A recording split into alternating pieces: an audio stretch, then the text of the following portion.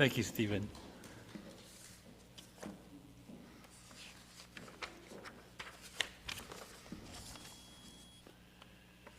I'd like to open this service with a familiar quote from the philosopher George Santayana, who wrote in 1905, "Those who cannot remember the past are condemned to repeat it." Today we will remember. January 30th, 1933, the German people elected a new chancellor with 44% of the vote. In March of that year, their Reichstag, their Congress, passed the Enabling Act, which gave the new executive the power to create his own laws. Within a year, he formed a police force answerable only to him and his advisors. This was the Gestapo. We can be grateful we have 250 years of tradition supporting a clear separation of powers. Our villages, towns, cities, and states under a federal government with its Congress, its judiciary, and its executive, each with its own rights, its own batch of egos, and powers defined in our Constitution. It has fallen to us, our responsibility, to assure it remains strong. Good morning, and welcome to the Unitarian Universalist Congregation of the South Fork. As Unitarian Universalists, we come together in worship each week to honor what is of worth, to celebrate the grace and abundance that surrounds us. In this hour, we pause the everyday rush and flow of our lives in reverence and thanksgiving to connect with what is sacred, to remember our commitments to each other and to the world. Whoever you are, whomever you love, wherever you are in your life's journey, whatever your name for the sacred, you are very welcome to bring your full self here. My name is Mark Potter. I'm a member of our worship committee and will be leading the service today. Our musician is Stephen Skoldberg. Carl Wittenberg is our tech host. Kent is on the camera for our Zoom people that are joining us. Most Sundays, our minister, Reverend Kimberly Johnson, leads our Sunday service. Today, we welcome Michel Dobbs, our friend who leads the Zen Buddhist Sangha, which meets here in the sanctuary on Monday evenings and Saturday mornings. For many years, Michel has followed the practice of bearing witness, visiting Auschwitz to be present in the place of suffering, to honor those who were murdered, to hear the testimony of survivors, to never forget. I am also pleased and proud to have Karen Levenberg, the daughter of a hidden child, tell her family's story. She also happens to be our daughter-in-law and the mother of our grandchildren. Thought I could get through this without. Okay, so please use the hearing devices available next to the computer. You'll find two of them, and I think one of them is in use at least. And it works very well most days. Now is a good time to silence your phones, and whether you're joining us in the meeting house or from your home, we invite you to settle into this sacred hour free from distractions. Do we have visitors who would like to introduce themselves? Welcome, in any case. We have some joining us online. Is there anyone on Zoom that would like to introduce themselves? No, okay. Let's take a moment now to greet our neighbors at the meeting house and online. So that means we stand up and say hello.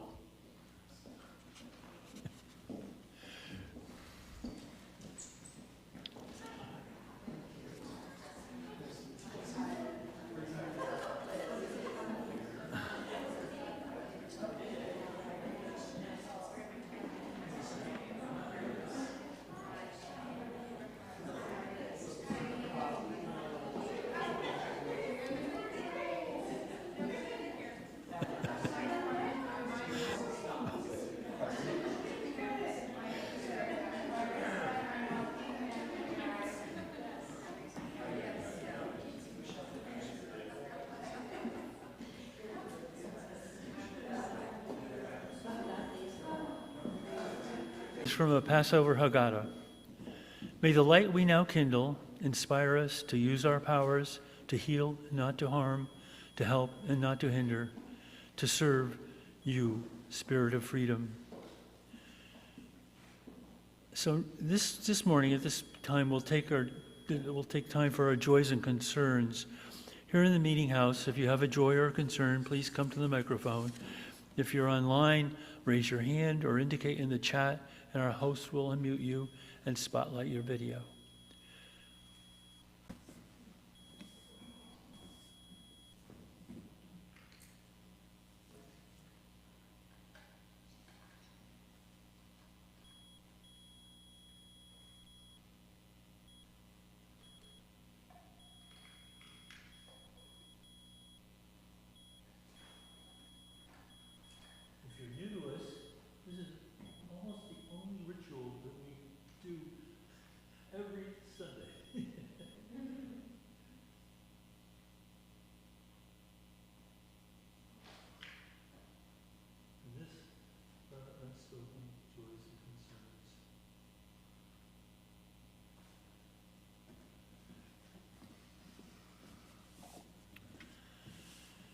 And if you do have a concern that you need to share with someone or need a little extra care, use the Joy and Concerns link in your order of service to leave a note for the Care and Connection team, and Reverend Kimberly or someone else will follow up with you. Okay, so now we can resume recording. If you want to donate to the congregation, which we'd really like, in the back of the room, you'll find 2 baskets for collections. The blue basket is your gifts for the work that sustains the congregation in the meeting house. The green basket is for the Helping Hand Fund, which supports the congregation's works beyond these walls. A third of the Helping Hand Fund also assists people in need through the minister's discretionary fund. You can also use the QR code in your order of service or the link in your chat.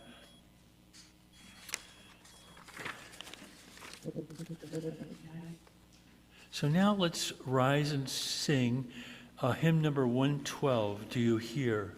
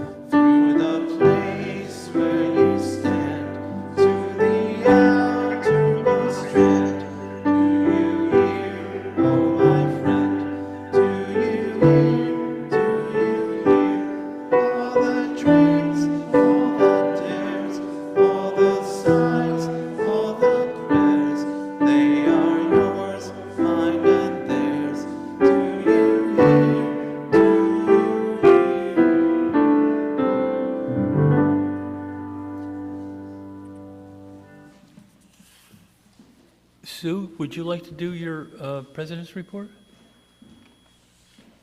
Sure. Okay. So, hello, Michelle. Hello, everyone. I do want to start with there are some challenges being your president on the West Coast. I was planning to be with you this week, and because of the snow, plans were canceled.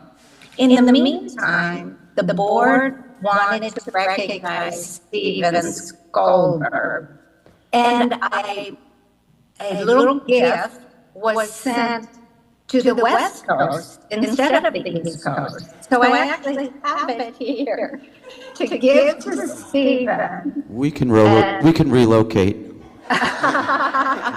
There you go. I'm not sure which side shows, but it says to Stephen Skoldberg from UCSF. Be proud of who you are, of what you've done, and the difference you made. Thank you. So I will put it in the box, send it to Stephen when you give me your address. Yes, and please let's applaud Stephen again. So the board has been busy with many other things. Insurance has been formed out as Church Mutual made changes. So I can't thank Donna enough, plus Jerry, Mark, Reverend Kimberly, Ingrid, Carl, and others for providing information for a new application. The state congregation's work sort of dovetails with the insurance because a lot of that is required for insurance. So we'll keep working at that. In the meantime, the fun stuff is the dining for $1. And this is what it looks like on your e-bulletin. So you have until Wednesday to offer something if you still would like to. On Sunday, a week from today, the bidding starts. And to sign up, you go to this, right there. You press that on your e-bulletin, and it will take you to the website, and you can sign up to bid. And you can see the auction items, which are really fun to look at. So you can also have your friends sign up. So please encourage that. And 2 dates to be really on your calendar. The congregational meeting is June 28th, the last Sunday in June. And the celebration Sunday is July 12th. And that's a day we're celebrating our milestones. 40 years as a congregation, 20 years in the building, and 10 years with our beloved Reverend Kimberly. And we have already Allison Cornish coming back, Nancy Arnold, Chris McMahon, Ned White, and more. So you don't want to miss that. So please know I'm only a phone call, email, text away, and ask any question or offer any suggestions. Thank you. Thanks, Sue. This coming week is we're celebrating International Women's Day. Kimberly has a banner for it. We're going to have celebrations, events on March 6th, 7th, and 8th as part of the call for Women's March to celebrate the brave women and girls here at UCSF. So please join us. You can. And all that I wanted to do before the hymn, but I messed up. So let's imagine that we just finished the hymn. On April 4th, 1945, my father took a call on a field phone from his division headquarters. They ordered him to immediately lay phone lines to the small town of Ohrdruf. Our armored troops had discovered a concentration camp. He was just outside of Gotha in the state of Thuringia, which is the green heart of Germany. the homeland of Bach, Franz Liszt, Richard Wagner, Goethe, Schiller, Martin Luther, musicians, writers, spiritual leaders. As a 26-year-old lieutenant in the Signal Corps, his job was to lay telephone lines to the men on the front. They had crossed under fire the Moselle, the Rhine, and 170 miles of Germany. Like many other American boys who served with him, my father documented his war with a Kodak folding camera. As children, we could follow his adventures from a beach assault in the Aleutians to a few happy days back in the States to joining the Third Army in France and then on to Germany. In the corner of our living room was a sniper rifle, which a German had shot at him and missed. My father fashioned this rifle into a lamp with a shade made from his German field mats. On a side table next to the lamp was his war album, fascinating to little boys. There in the Aleutians, we saw grim-faced young men boarding assault boats off Kiska, a blue fox he had captured and tamed during the winter, a mess of huge salmon they lifted from a brook with their knives. Remember, they were 25, 26 years old. In France, soldiers marching between the hedgerows that had stalled our invasion forces for 2 months, the ancient stone houses, a jeune fille bicycling in skirts, and then on to the front lines to cross the Moselle. In Germany, shell fire bursting in the hills above the Rhine, a destroyed Tiger tank, a SS trooper in jackboots dead on the side of the road, an intact U.S. fighter plane. Had it run out of gas? And then Ohrdruf.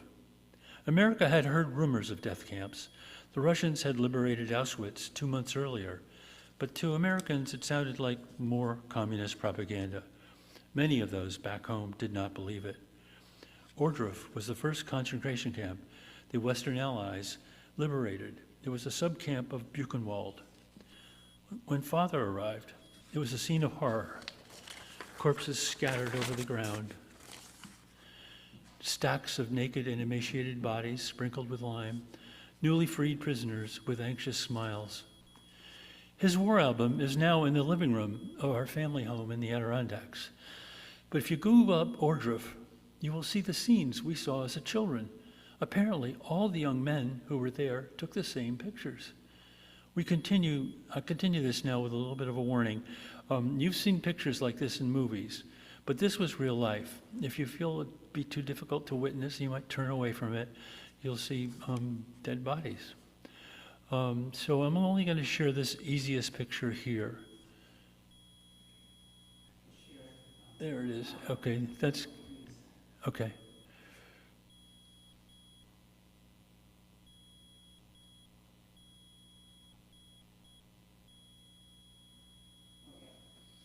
So I share this picture because in Dad's photograph, the man in the right photograph, a man in the right foreground, has been laid out carefully and covered with a white sheet. This was an American airman, Jewish.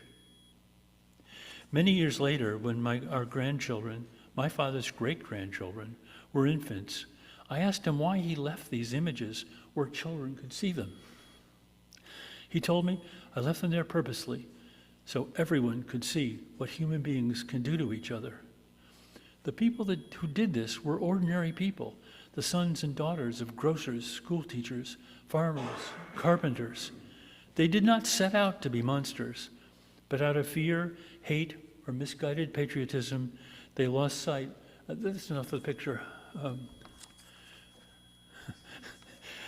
But out of fear, hate, or misguided patriotism, they lost sight of what was right. It is something we all must guard against and never forget.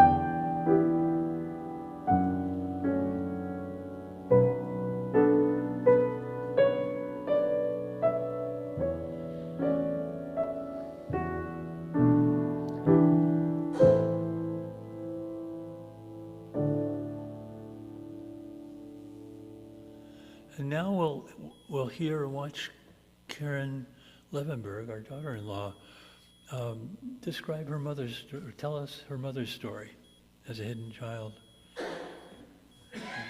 I'm going to move where I can see it.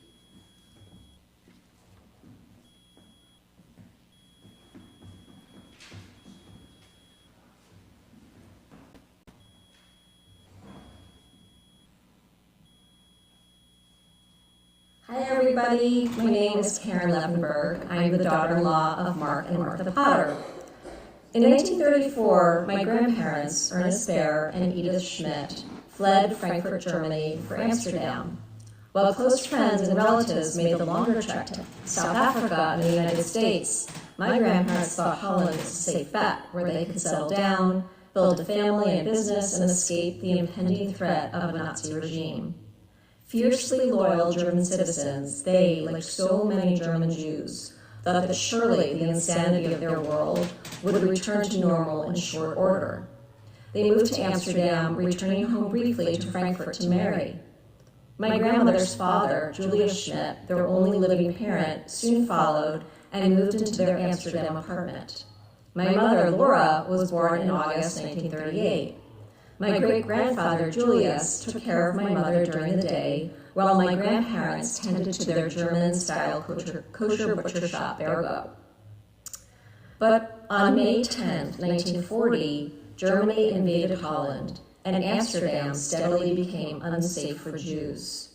It was not uncommon for my grandparents to experience knocks on their door, day or night, from the Gestapo.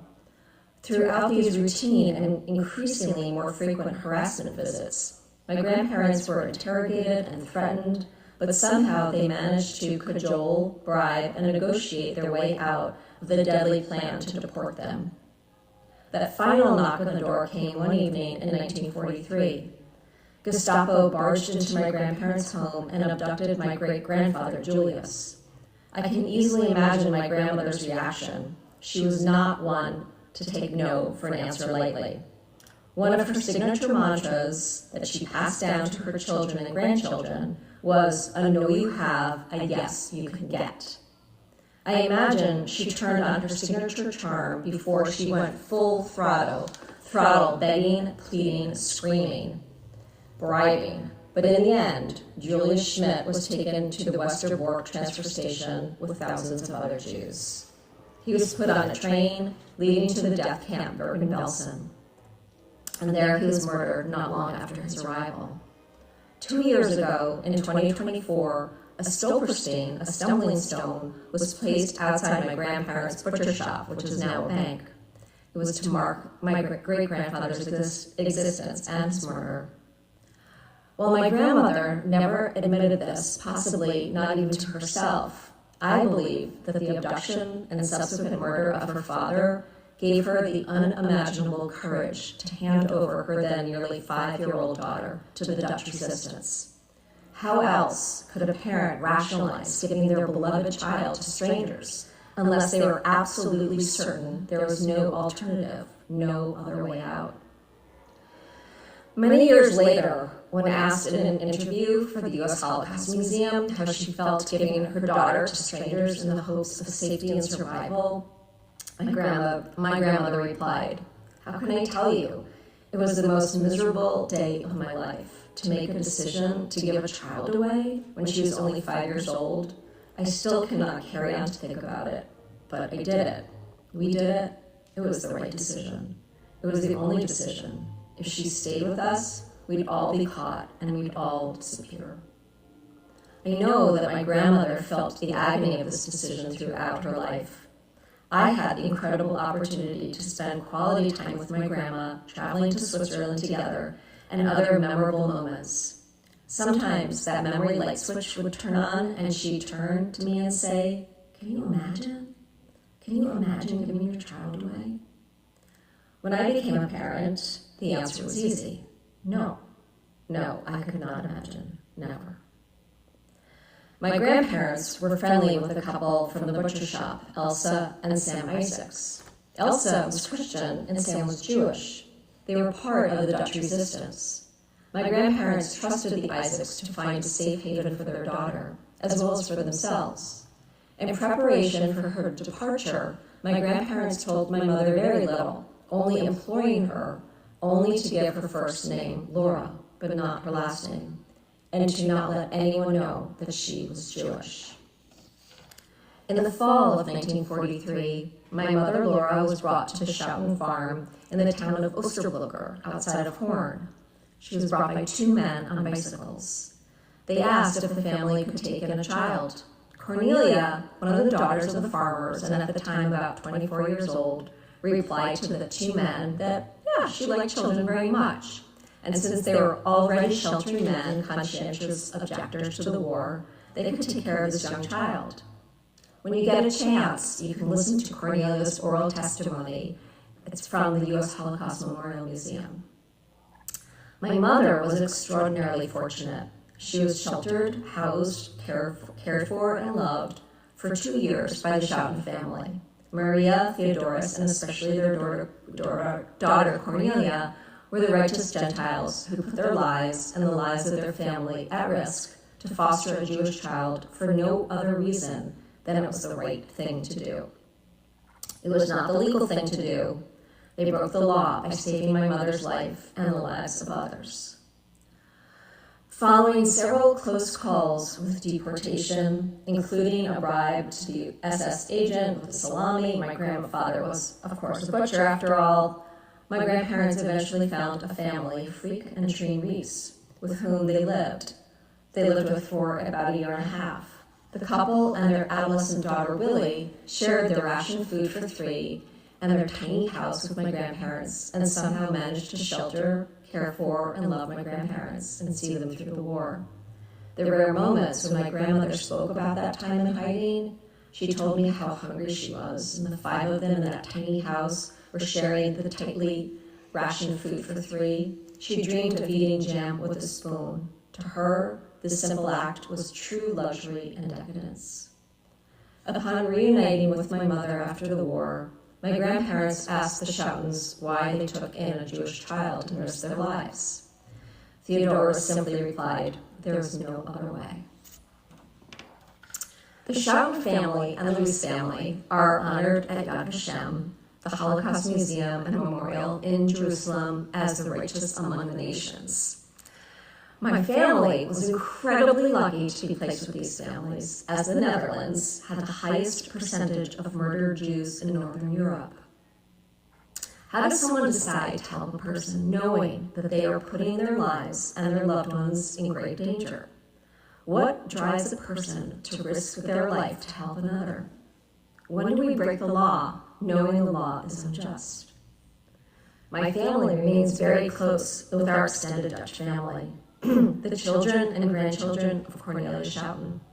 We have an active WhatsApp conversation with the family, and they write to us constantly in complete and utter horror and disbelief about what is happening in our country, the lies from our increasingly authoritarian government, the outlandish fascist propaganda, the inhumanity toward asylum seekers, the brutality of ICE agents toward community members, and the similarities to the authoritarian Nazi-occupied Europe.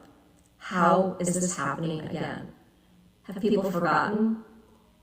What does never forget mean? Who is it meant for? For our family here and in Holland, the answers are clear.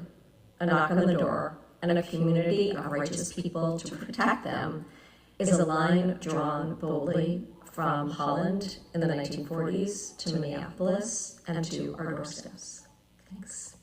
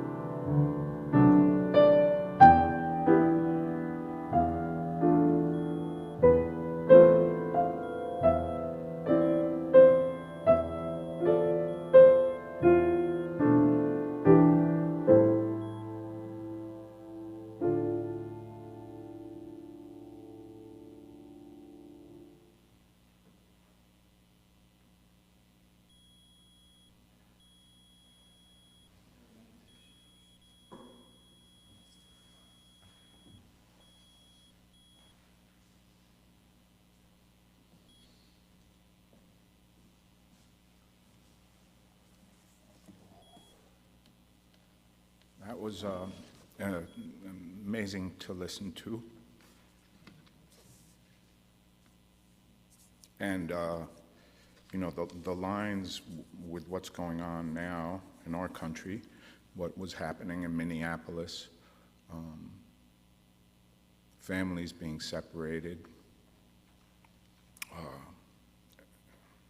and that is continuing, you know, is shocking and heartbreaking. I went with one of my peacemaker friends to Minneapolis, but that's a story for a different time, to stand and bear witness to what was happening there. So this idea of bearing witness and this practice of bearing witness is central to the Zen Peacemaker Order, which was founded by my teacher and also my grandpa teacher, oddly, Bernie Glassman. And he began with doing street retreats, living on the street for a week or so, and to see what homelessness looked like. And Bernie was a Jew from Brooklyn. His family had been in the United States for a long time, but he went to Auschwitz at one point, I believe in 1994 or 5, and thought, we need to come here and bear witness here. And he began in that year doing retreats at Auschwitz, where we would spend 4 or 5 days sitting on the selection platform at Auschwitz, at Birkenau, the bigger camp, and gradually it evolved. There were people that joined who were survivors. There were people who came who were relatives of survivors, and Bernie also eventually said, we need to bring German people here, people whose families were involved in the war in a different way, some as soldiers, some as guards, and they began bringing those people also to Auschwitz. And a lot of people threatened to leave when he did that, but he was insistent, we need to hear all the voices. And Bernie, writing about bearing witness, said, you can have seen what you've seen and never bear witness.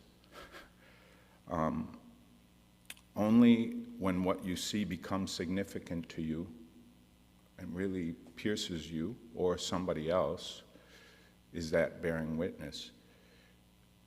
How does that happen? How do we see more than just seeing? He said, when we bear witness, we become each and every aspect of the situation. So when we're at Auschwitz, at that moment, there's no separation between us and the people who died, and there's no separation between us and the people who killed also. We ourselves as individuals, with our ego structure, we disappear and we become the terrified people getting off the trains, the indifferent or brutal guards, the snarling dogs, the doctor who points right or left, the smoke and ash belching from the chimneys. So it's a difficult trip going to Auschwitz. I've been twice, and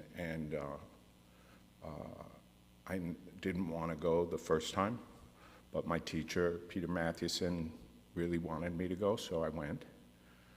I resisted all the way, and I didn't want to go this time either, this past November,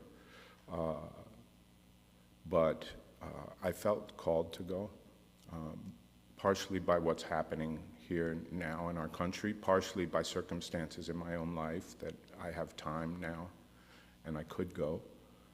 And so we spent a couple of days in Krakow, and we kind of those of us who've gone before or led other retreats, we do also bearing witness retreats in Alabama to racism in America, and also out west with Lakota people in South Dakota and Wyoming.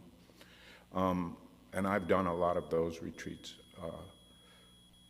Auschwitz is the original retreat from which those of us who were American would go and say, well, we need to be doing this work at home. So we eventually started those other retreats. But Auschwitz, there's a power in that place which is horrible and unexplainable. You can't wrap your head around it. When I got back, I wanted to write something about it and what being there, and I haven't been able to. It is kind of an experience. There's about 80 people that go on the retreat, and every person is kind of having a breakdown, some kind of a nervous breakdown along the way. And we try to create the container that will hold that so that people know. So we spend one day in Krakow training people on the 3 tenets, what we call the 3 tenets. And I'll read to you what one of them wrote. Learning how to walk into darkness. I can't see a thing, it's just above freezing, and a wool cap is pulled so low over my face, my eyes stay closed. James, a composer from Canada, whom I only just met, guides me as we leave the hotel and step into the waking streets of Krakow. Without sight, the world opens in other ways. Footsteps scrape, voices rise and fall. The city hums, close and alive. I'm nervous, but I choose to trust him. And for 15 minutes, that's all I do, trust and walk. And so we have these folks that come. Maybe they're coming for the first time. So this is an exercise that we do to develop community and also trust, and that I think helps people, somehow absorb what's to come. He said, the first morning something cracks open among us, a soft, necessary breaking of our shells. We're being prepared, even though we don't know it, to witness what cannot be borne alone. Later, I sit with Anka, a doctor from Sweden, on a bench in the cold. Hidden away, we're told to share the first time that we felt unconditional love, and she speaks simply of her children. I start crying at once. I don't apologize. When I speak of my late daughter, Megan, the grief spills unhindered. Anka hugs me without a word, and we walk back together, leaving something unspoken and important between us. Already I'm less defended than I planned to be. So Phil is a man from New Jersey. He'd never been on one of these retreats. The next day, when we got on a bus and drove to Auschwitz I, what's the old Auschwitz, which was sort of a training ground for the Nazis in what was to then become Birkenau. And he turned to me and he said, I really don't want to be here. And I said, me neither, And we talked.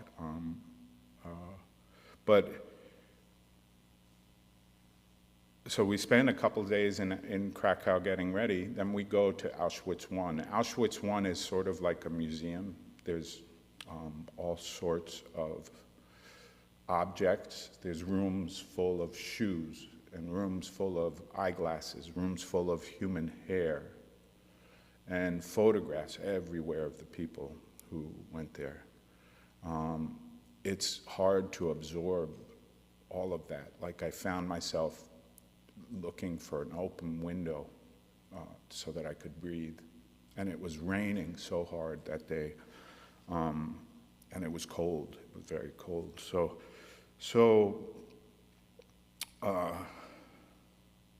Bernie always told us this place itself is the teacher.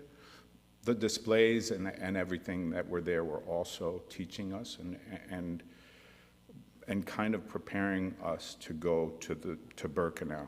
And so when we go to Birkenau, we spent 4 days meditating on the platform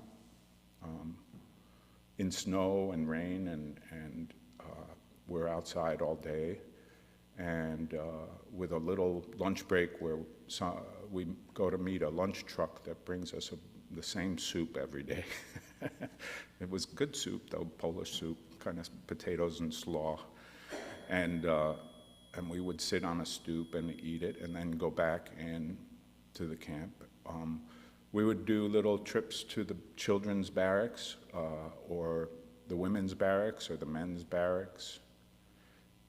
It's miles and miles of barbed wire and places that were designed to kill people. The children's barracks was, I hadn't been there the first time I went 15 years ago, so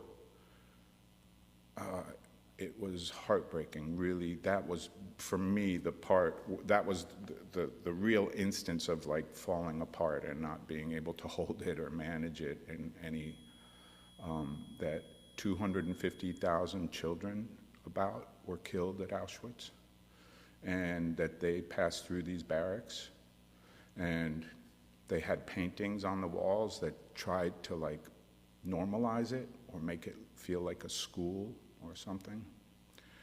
And to think of also the people who were shepherding those children,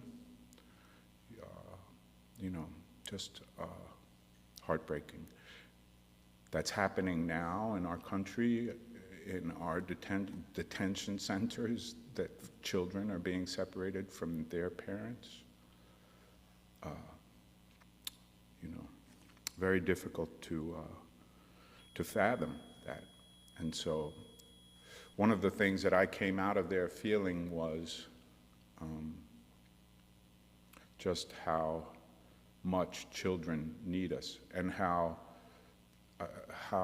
poignant it is that there are children in our communities who are living in tremendous fear, and that we need to find a way, I need to find a way to do something about that, And so Bernie, when he does this work, he developed 3 tenets. The first one is open mind, keeping an open mind. He called it not knowing, not being stuck on our ideas or opinions, not knowing all the information, but just going and seeing.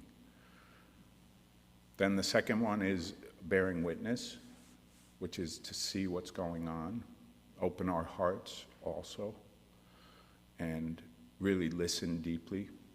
And then the third one is that love arises, loving action arises. And that loving action is sometimes immediate. It might be on the rainy day, I gave my umbrella to a woman who was like soaked through, on that rainy day at Auschwitz.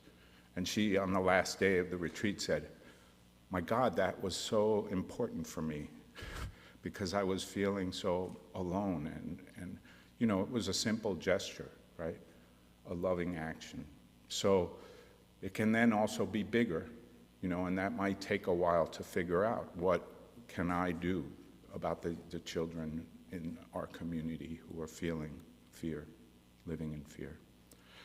And I haven't found my way to that answer yet, but I hope I will. I hope you'll help me. So I'd like to end this in a hopeful way. I think that one of the things that is striking that happens there is that as we break open together, there's a tremendous feeling of connection and community that happens. And that, for me, as I felt like that was the feeling that I left there was just this feeling of loving connection for the people that allowed me to go there, my wife and my family and people in our community who supported the trip financially, helped me to go. the people that I was with there, and also all the people who ever were there, right? It opens up into this and all beings and everybody, you know. We become fiercely vulnerable, and that connects us deeply to ourselves, to one another, and to the world, and that allows us to continue our most important work of living kindly together, you know.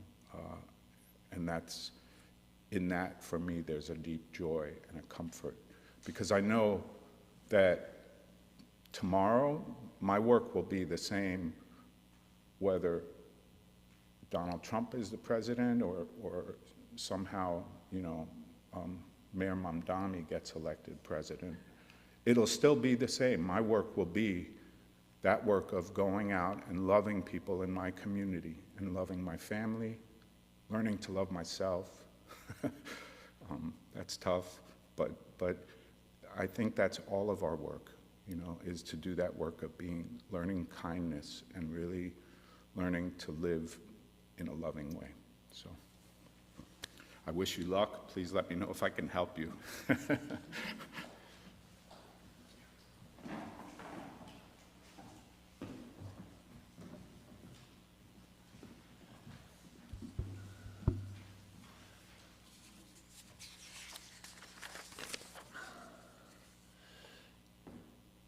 So now we're going to extinguish the chalice, and after we extinguish the chalice, please stay seated for a few minutes in silence to enjoy Stephen's postlude, EO by Peter Gabriel, and after the postlude, for fellowship and light refreshments in our fellowship hall. Join us there. So we extinguish this flame, but not the light of wisdom, the warmth of community, the fire of commitment. These we carry in our hearts until we are together again. Just wanted to explain the title. The title is I.O. So this song by Peter Gabriel, it's about how we're all connected, and the I is for in and the O is for out, so everything comes in us and out of us. So so that's why it's I.O., in, out. I'm not moving to Ohio. Just want to make sure rumors don't spread. So.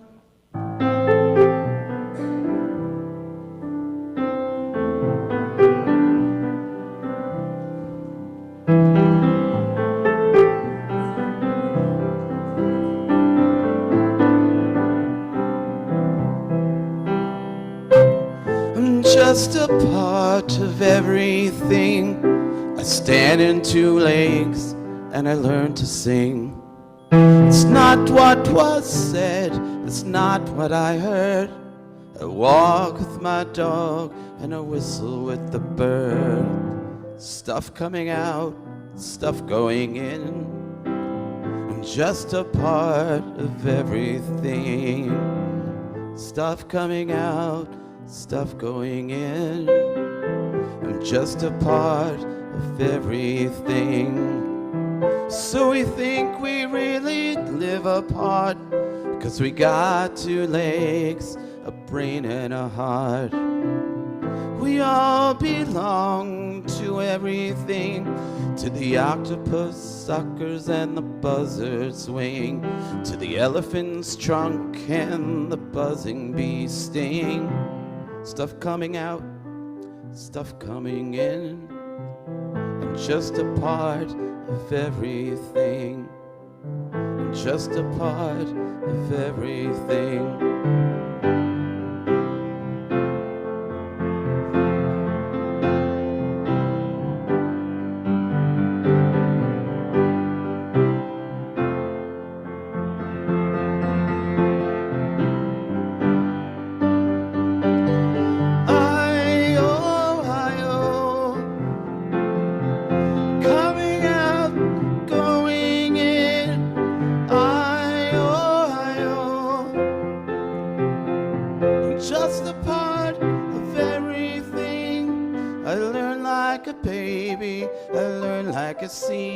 Spread out my tubers wherever I need.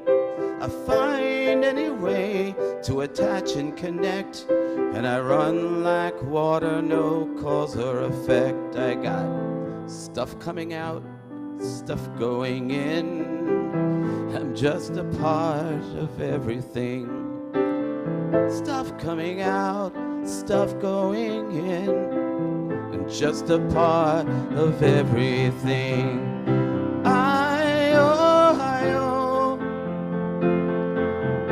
coming out, going in.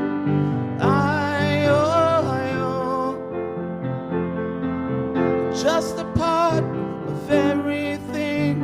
When the panting is over and the warmth has run out, love will be flowing, I have no doubt. With the vehicle in neutral and the ground to be faced, I'll be all laid to rest in my proper place. Into the roots of an old oak tree, where life can move freely in and out of me. I'll have stuff going out, stuff going in. I'm just a part of everything.